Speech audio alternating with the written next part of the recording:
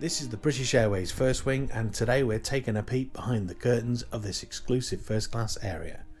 But I'm not flying first class or in business. Today I'm in economy, and I'm going to tell you how I'm able to walk through these hallowed halls with an economy ticket, and I'll tell you how you can do it too. Hi, I'm Phil and I'm on a grey gap year, and today I'm talking about the First Wing and BA's first class lounge at Heathrow. As you enter the First Wing, there may be a cursory check of your documents at the entry point, but not always. And once you're admitted, you can turn right if you're hand baggage only, or turn left if you've got bags to check in. This exclusive check-in area is always well staffed, with only the best check-in staff. On the one occasion that I have had to check a bag, there was a short wait due to passenger numbers, but they apologised for the wait and I was offered a drink while I waited. Once you're checked in, you can turn and walk through the boarding pass check area into the exclusive security lane. I've heard of long waits in the security lane here, but I've never experienced any delays at all. Even if there is a short delay getting to the trays for the scanners, then I think the real benefit is if your bag is going to get selected for additional security, well, in the main hall this could leave you with a punishing 20-minute delay, but here there's always plenty of staff and I think they manage to keep things moving. Once you're clear of security, you can take a stroll past the laser display screens into the main event, which is the First Lounge. Now, I incorrectly called this the First Class Lounge in my intro. It's actually the British Airways Galleries South First Lounge.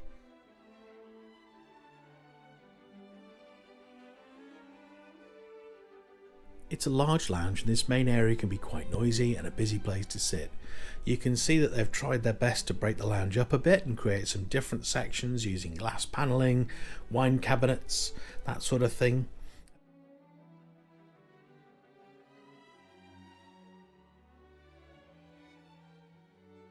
And as you walk down the lounge from the entrance through the different sections and past the bar, you'll come to the terrace at the end of the lounge, and this is my favourite place to sit. It can be a bit echoey, which makes it a little bit noisy, but it's more open and I just prefer the space.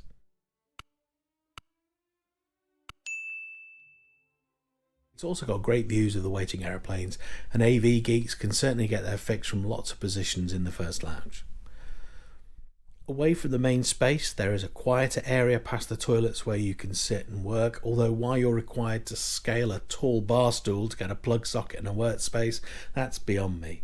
There used to be these very peculiar sleep pods in the area next to the work stools, but they've been removed in the last month or so, and they've been replaced with just low lighting and chairs that don't look very good for sleeping in at all.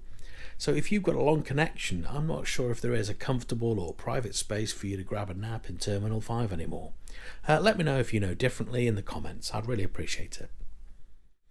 Between the quiet area and the main lounge of the toilets, they feel a bit clinical and they remind me of the hospitals that I used to visit, but I think they're built really just to support regular and rigorous cleaning, and what they lack in mood lighting and potted plants they do make up for in cleanliness, and you know I'm going to take that. One gripe though, note the location of that toilet roll. It's behind where you're sitting and it's a real pain to get to, and I have no idea why toilets are designed like this. There are cleaners on duty all the time. They're popping in, checking the facilities, making sure they're clean, cleaning up any spillages. And this isn't the case with every lounge that I've visited. Some of them have been absolutely disgusting. There are showers available too, but I didn't want to book a shower if I didn't need one. I don't want to book one purely just to film it, but there are showers available, as well as the sleep pods being removed. Another thing that's changed in between my visits is that the bar, which you saw earlier in the video, is currently under refurbishment or perhaps demolition. We won't know for sure until the boards are taken away to reveal either a newly refurbished bar or, more likely and slightly sadly, additional seating. But fear not, there are several drink stations where you can help yourself to as many drinks as you can manage. There is this large and comprehensive station as you first walk in on the left. There are fridges underneath with beers and mixers, I just forgot to film them. And a few feet away, running parallel to this bar, is the champagne bar, with a decent selection of reds and whites, as well as much champagne as you fancy. There are a lot of open bottles, but trust me, the patrons to the lounge do all they can to make sure it has no chance to go flat.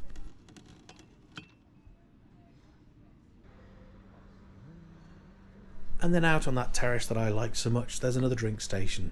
Now, I don't know if this is a good champagne, but those who do know, they say the mousse is a bit frothy, but the flavours are fruity and brisk. Make of that what you will. I could talk all day about Scotch whisky, but champagne is not my specialist subject. There are plenty of bean to cup machines in 2 locations, some of which are behind a roped off area where a member of staff presses the button for you.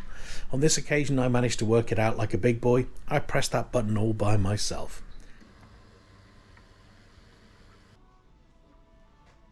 In another separate area where the main food and drink stations are, it starts with a juice bar.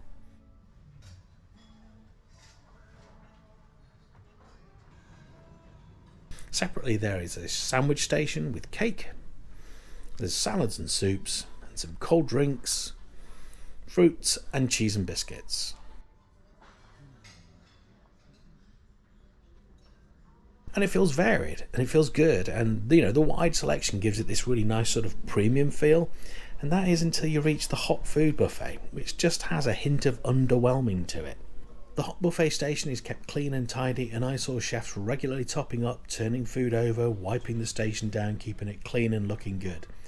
And I wonder if calling this buffet underwhelming is a bit overly critical, but then it's supposed to be a first lounge, and it just feels very business class, or even a bit Holiday Inn Express, which when I say that out loud it sounds a bit pompous, but then on the other hand, again, back and forth, it's supposed to be a first lounge, so shouldn't it be a cut above? I was delayed an hour or two, so I was able to see a partial changeover of the buffet from breakfast to lunch, and I decided to have a fish cake with some broccoli along with a glass of that champagne.